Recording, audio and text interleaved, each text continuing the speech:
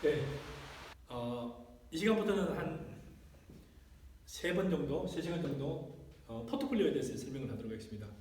포트폴리오는 사전적인 용어는 뭘까요? 포트폴리오는 사전적인 용어는 그냥 아주 간단해요. 분산 투자로 재무적 위험을 감소시키는 전략이래요. 분산 투자로 재무적 위험을 감소시키는 전략 이렇게 나와요. 근데 왜 이걸 가지고 뭘 그렇게 강의를 하려고 하느냐? 그런데 제가 곰곰이 생각해 보니까 포트폴리오에 응용할 수 있는 전략이 되게 많아요. 이론적으로. 어떤 게 있는지를 제가 쭉 한번 핸드폰에 메모를 해봤는데요. 이런 게 있더라고요.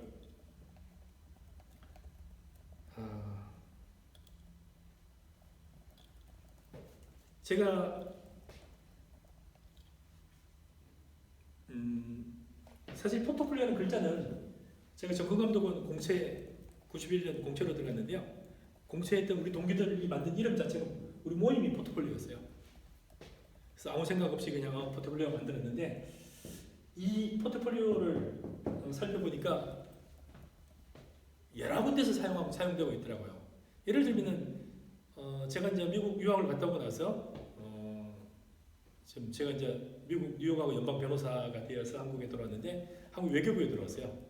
외교부의 외교통상부의 통상교섭본부라는 곳에서 통상 전문가로서 우리나라 이제 그 소송을 담당하는 그런 변호사로 들어왔는데 그때 당시 제가 EU 쪽에 이제 출장을 갔었어요. EU 쪽에 출장을 가면은 거기 뭐 그때 당시 소주 사건부터 시작해서 뭐 소주하고 맥주하고 그 세금을 다르게 물리는 부터 시작해서 뭐 소고기 분리 판매라든지 등등 여러 가지들이 우리나라가 외국으로부터 제소를 당해가지고 한국이 피고인으로 해서 우리 디펜스를 해야 되는 그런 상황이어가지고 제가 유럽을 방문했는데 브뤼셀을 갔었어요.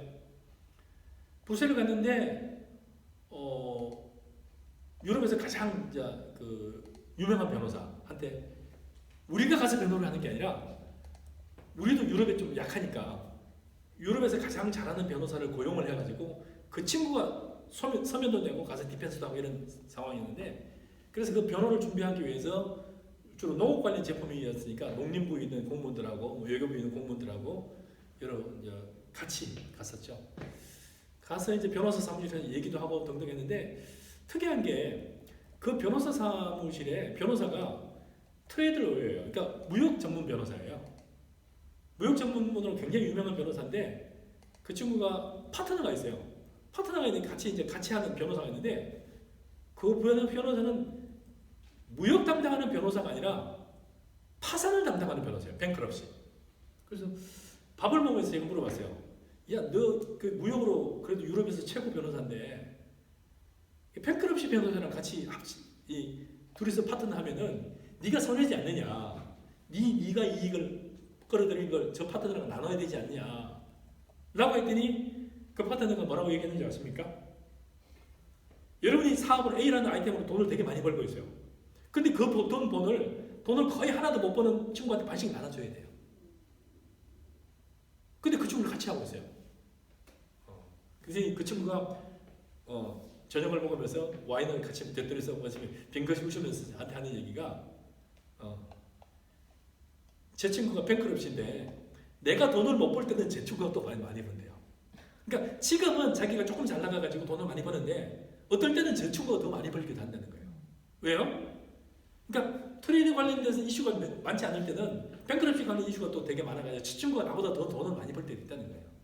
이게 뭐예요? 상호 보완이 되는 거죠.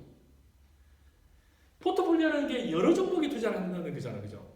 그러니까 하물며 그 변호사는 벌써 포트폴리오가 뭔지도 용어도 모르지만 이미 실무에서는 포트폴리오를 이미 실행하고 있는 거죠. 사업에서. 그래서 참 그 이후에 그때는 제가 그런가 이러고 말았는데 그 이후에 제가 많이 생각할 때마다 참 장기적인 전략이다. 서로 보완하면서 이 회사가 무역 변호사 회사지만 꽤 오래 갈 수 있겠구나 그런 생각을 했습니다. 기업들이 동아제약의 제품이 몇 개나 될까요? 동아제약의 제품이 아마도 한 2,000가지 이상 되지 않겠어요? 실제로 동아제약을 먹여 살리는 것은 아마 30% 가까이가, 요즘에는 좀 어떤지 모르지만 옛날에는 그 이익의 30% 가까이가 바카스에 나온다 그러더라고요.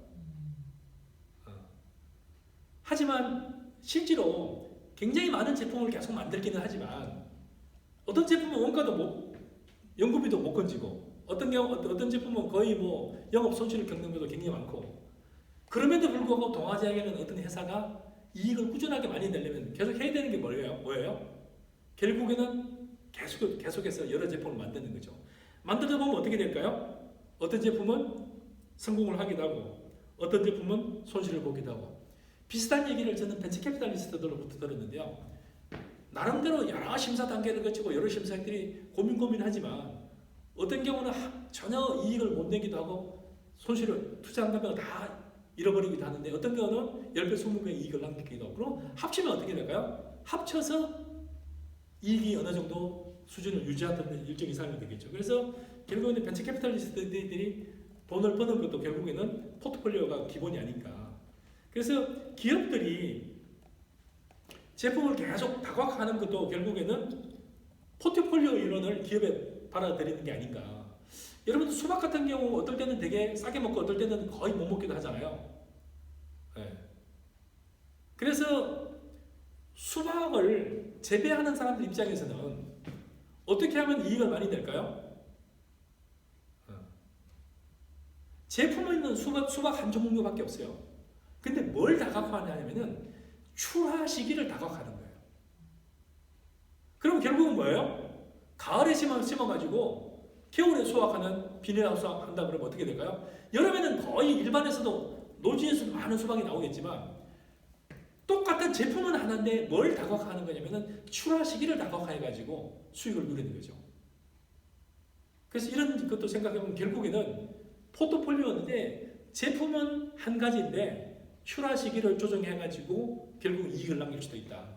그래서 포트폴리오 자체가 결국에는 분산인데 무슨 분산이에요? 출하 시기의 분산을 통해 가지고 이익을 남길 수도 있다. 저는 그렇게 봤고요. 또 포트폴리오를 어디다 적용할 수 있을까요?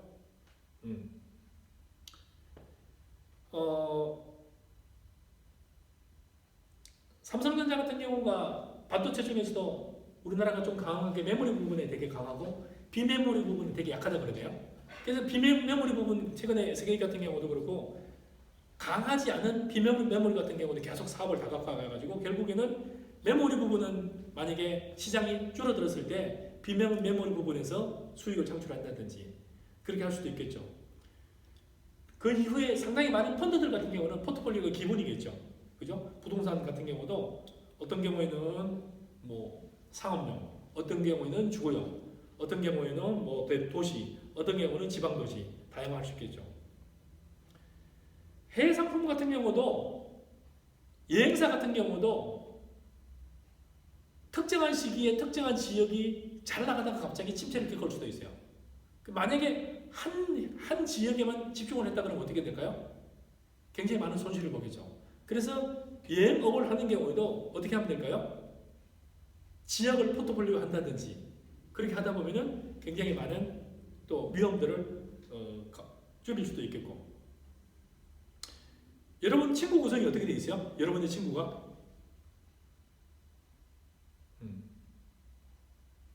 여러분 친구 구성이 어떻게 되어 있을까요? 미국에 있는 대학들이 좋은 대학들이 뭐 MBA 과정이라든지 뭐 이런 등등의 과정들이 아시아의 애들 친구들이 뭐 GMAT이라든지 뭐 성적이라든지 지원하는 그 비율이 만약 한 30%다. 아프리카 지원하는 비율이 한 10%다. 실제로 뽑는 거는 30% 중에서 점수도 아시아 애들이 거의 상위권을 유지하고 있는데 아시아 애들은 거의 많이 떨어지고 합격률이 굉장히 낮는 거죠. 지원자에 비해서. 아프리카는요. 지원은 10%밖에 안 됐는데 떨어진 이유는 오히려 더 아시아보다 훨씬 낮고. 왜 그러냐요?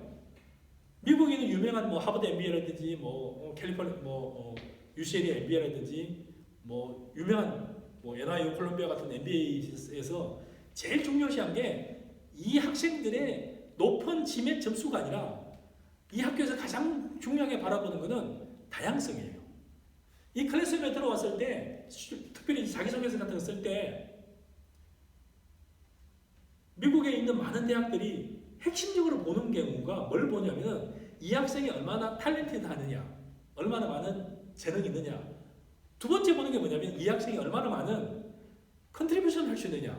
컨트리뷰션은 다양한데요. 물론 뭐 아프리카가 아니라 저기 아랍의 왕자들이 이런 사람들은 아마 들어오면 학교에 상당히 기여하기 때문에 받아들이는 경우도 있어요. 재정 기여죠. 파이낸셜 컨트리뷰션. 그거 못지않게 뭘 보냐면요. 인종적이나 지구 단위적으로 봤을 때 아프리카의 무슨 뭐 장관 아들이다. 아프리카의 인재다. 이런 뭐예요? 이 친구가 하버드에서 공부를 하고 미국에서 만약에 콩고로 돌아갔다. 그러면 콩고에 뭐가 되는 거예요?